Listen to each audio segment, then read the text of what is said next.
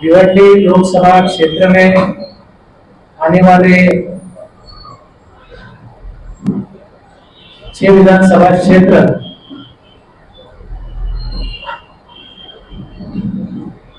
इस सभी क्षेत्रों में रिपब्लिकन पार्टी और इंडिया सेक्युलर पार्टी सक्रिय है। आज इस प्रेस कॉन्फ्रेंस के द्वारा लोकसभा चुनाव में Republican party of India secular की क्या भूमिका रहेगी ये स्पष्ट करने के लिए आज की ये पत्रकार परिषद बुलाई गई है। मैं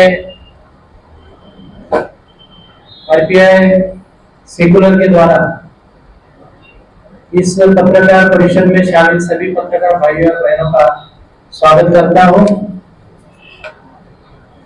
आज के इस पत्रकार परिषद में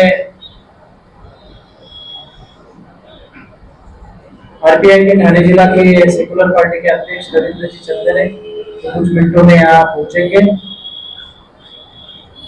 पालघर जिला के सरचिटनीस सदानंद आड़कमोल सर वो भी यहाँ मौजूद है, जो वाड़ा में हमारा एक मतदार संघ वाड़ा तक आता है। बदलापुर से महेंद्र जी पंडागले और उनके सभी साथी यहाँ आए हैं। कल्याण से डॉक्टर अशोक भैरव सर, दिलीप जी गायकवाड़, बाबा रामपे के ये भी यहाँ उपस्थित है। अल्पसंख्यक के शाहपुर जिला के अध्यक्ष फिरोज शेख और शाहपुर के युवा अध्यक्ष प्रवीण केदार ये भी यहाँ उपस्थित है। भिवंडी शहर के शहर अध्यक्ष प्रदीप गायकवाड़, युवा अध्यक्ष तालुका के सरचिटनीस अजिंक्य जी गायकवाड़, अल्पसंख्यक विभाग के शहीद रजा रमजान भाई शेख, महबूब अंसारी, अबुल अंसारी कुछ मिनटों में आ जाएंगे। उसी तरह से भिवंडी ठाणे जिला के अध्यक्ष सलीम सिद्दीकी जी, उनकी तबियत ठीक न होने के कारण वो यहाँ उपस्थित नहीं है। हमारे शेलार गांव के विभाग के प्रमुख अमोल तथा से, अंबाड़ी के विभाग प्रमुख विजय जी गोहिल, बट्टी जाधव, तालुका के पदाधिकारी आदित्य जी चन्ने और सभी कार्यकर्ता यहाँ उपस्थित हैं। आज की पत्रकार परिषद द्वारा हम यहाँ अपनी भूमिका स्पष्ट करते हुए आपको ये बताना चाहते हैं कि आप सब लोगों को मालूम है कि भिवंडी कॉन्स्टिट्यूंसी में 3 उम्मीदवार खड़े होने वाले हैं, जिनके ऊपर सभी मीडिया का और लोकसभा क्षेत्र में रहने वाले सभी जनता का ध्यान है। उसमें बाले मामा म्हात्रे जो राष्ट्रवादी से है, कपिल जी पाटिल जो भाजपा से है और अपक्ष में नीलेश जी सांबरे यहाँ इलेक्शन लड़ रहे हैं। हम ये बात को देखते हैं कि पिछले 10 सालों में भाजपा ने जिस तरह से अपने करीबी दोस्त अडानी अंबानी या कारपोरेट सेक्टर से जिस तरह की भारत की लूट की है, इससे युवा रहे, महिला रहे, चाहे बेरोजगार रहे, सब परेशान है और सब यही चाहते हैं और पूरे भारतवर्ष में यही वातावरण है कि किसी भी तरह भाजपा का शासन यहाँ नहीं होना चाहिए, भाजपा को पूरी तरह से हराना चाहिए। ये हर एक की मंशा है और इसलिए जो संविधान को मानता है, जो डेमोक्रेटिक विचारों को मानता है, ऐसे सभी तबके जोर से काम कर रहे हैं।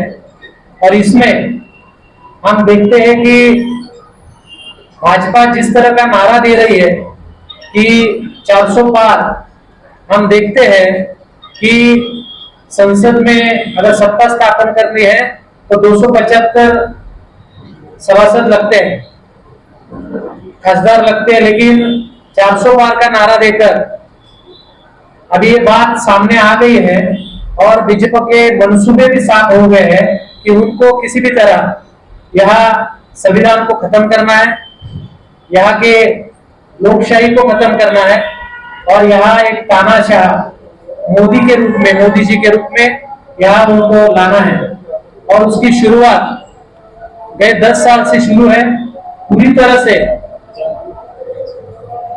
ये है कि हमको सत्ता में इसलिए आना है भाजपा को कि हमको इस देश में संविधान खत्म करना है। तो जो अम्बेडकर विचार की सोच रखते हैं, जो अम्बेडकरवादी है, जो संविधान को मानते हैं, जो डेमोक्रेसी को मानते हैं, उन लोगों पर बहुत बड़ी जिम्मेवारी है कि इस इलेक्शन में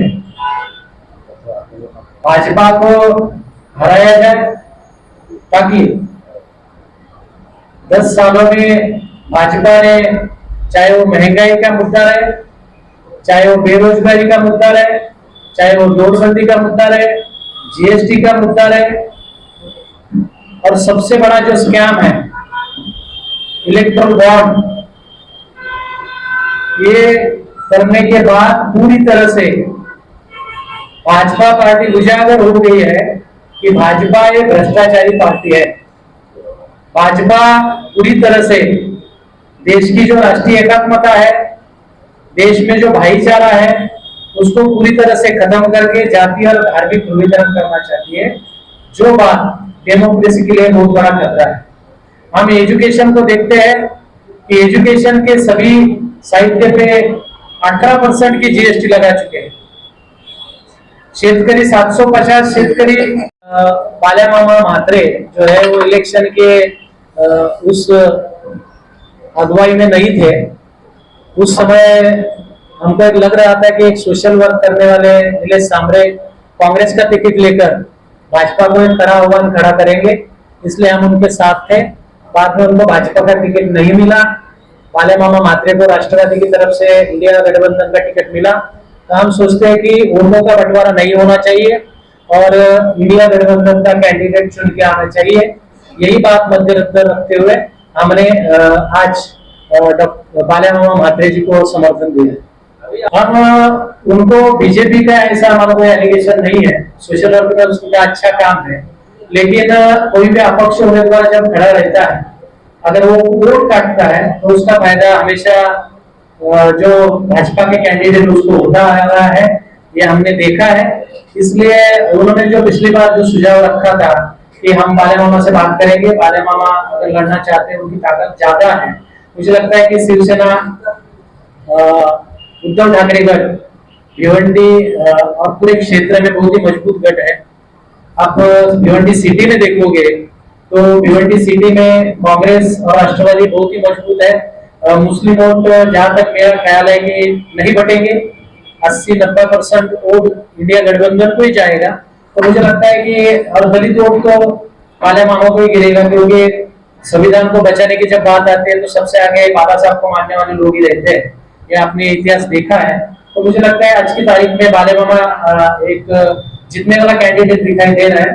तो ऐसे समय में संविधान को बचाने के लिए और देश हित में ये निर्णय लेना उचित रहेगा कि इंडिया गठबंधन को समर्थन दें। इसलिए हम इंडिया गठबंधन को समर्थन दे रहे हैं। इसलिए हम किसी भी तरह का एलिगेशन नीलेश सांबरे जी के ऊपर नहीं कर रहे, लेकिन उनसे एक विनती पूर्वक आग्रह कर रहे हैं कि सोशल वर्क में आप आगे हो, लेकिन एक पॉलिटिकल स्टंट होना भी जरूरी होता है। उस बारे में लोगों में संभ्रमावस्था है कि आप भाजपा के साथ जाओगे या इंडिया गठबंधन के साथ जाओगे। तो ये अभी तक वो स्पष्ट नहीं कर पा रहे हैं। तो इसलिए हम जैसे अम्बेडकरवादी कार्यकर्ताओं के मन में, मुस्लिम कार्यकर्ताओं के मन में, आदिवासी कार्यकर्ताओं के मन में और जो संविधान को मानते हैं, डेमोक्रेसी को मानते हैं, उनके मन में सांशकता है कि आप इलेक्शन लड़ रहे हो तो किसके साथ जाने के लिए लड़ रहे हो और आपका टारगेट क्या है, तो वो स्पष्ट नहीं हो पा रहा है। इसलिए मुझे लगता है कि वोट काटने के बजाय वो बाल्यामामा म्हात्रे को अगर समर्थन देते हैं और ये देश के हित की बात है और हमेशा अच्छा काम करते हैं, तो ये भी अच्छा देश के हित वाला काम उनको करना चाहिए और उनको बाल्यामामा को ही समर्थन देना चाहिए, ऐसा हम उनको विनती करेंगे। जिन्होंने जो मैनिफेस्टो बनाया है उसको आप देखोगे तो मुझे लगता है मैनिफेस्टो पढ़ने के बाद, जाहिरनामा पढ़ने के बाद आप इस बात को सोचोगे कि भारत जोड़ो यात्रा के तहत राहुल गांधी जी ने पूरे देश का जो भारत जोड़ो यात्रा के तहत लोगों से संपर्क किया, तो उसकी उनकी जो लोगों से मिलने के बाद उनकी जो सोच, उनके ख्यालात जो बदले हैं, वो हमको उस न्याय पत्र में दिखाई देते हैं। उन्होंने कहा कि गरीबों का सर्वेक्षण होगा, जाति न्याय सर्वेक्षण होगा।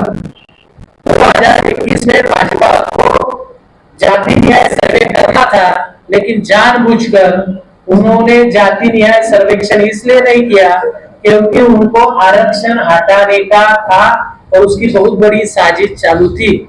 अभी न्याय पत्र में राहुल गांधी जी ने एक बात कही है कि हम जाति न्याय जनगणना करेंगे ताकि हर जात में उनकी सामाजिक, आर्थिक, सांस्कृतिक उनकी क्या परिस्थिति है और उसके तहत योजनाएं बनाई जा सके। और सबसे बड़ी बात उन्होंने कही कि सभी जाति धर्मों के, वर्गों के, गरीबों की भी सर्वेक्षण किया जाएगा और गरीबी हटाने के लिए जो जो योजनाएं बनानी है वो योजनाएं बनाएंगे। अकाउंट में कल आपने मेरे ख्याल से मैंने कल भाषण देखा कर्नाटक में, उन्होंने कहा कि हर एक गरीब जो जनगणना के बाद जो सबसे ज्यादा गरीब है उनके अकाउंट में 1 लाख रुपए हर साल आएगा। जो महिला के अकाउंट में 1 लाख रुपए आएगा। उन्होंने जो कर्नाटक में घोषणा की थी महिलाओं को हर साल वो 12,000 रुपए देगी हर महीना, तो 12,000 उनके अकाउंट में जा रहा है। उन्होंने ग्रेजुएशन जो होंगे जिनको नौकरी नहीं है वो 1 साल तक सरकार से आग्रह कर सकती कि आपको नौकरी चाहिए, और उन लोगों के लिए भी उन्होंने 8,000 रुपया हर महीना देने का वादा किया। तो मुझे लगता है कि ये जो जाहिरनामा है ये सभी जाति धर्मों के, वर्गों के, तबकों को और यहाँ के युवाओं को रोजगार देने के लिए बहुत ही महत्वपूर्ण है। आज 83% युवा, 27 करोड़ युवा इस देश के नौकरियों से वंचित है, और यहाँ भाजपा सरकार 80 करोड़ लोगों को हम धान्य देंगे ऐसी बात करे, इसका मतलब 80% लोग, 80 करोड़ लोग यहाँ नीचे के तबके में रहते हैं जो 3 वक्त का खाना भी नहीं खा सकते।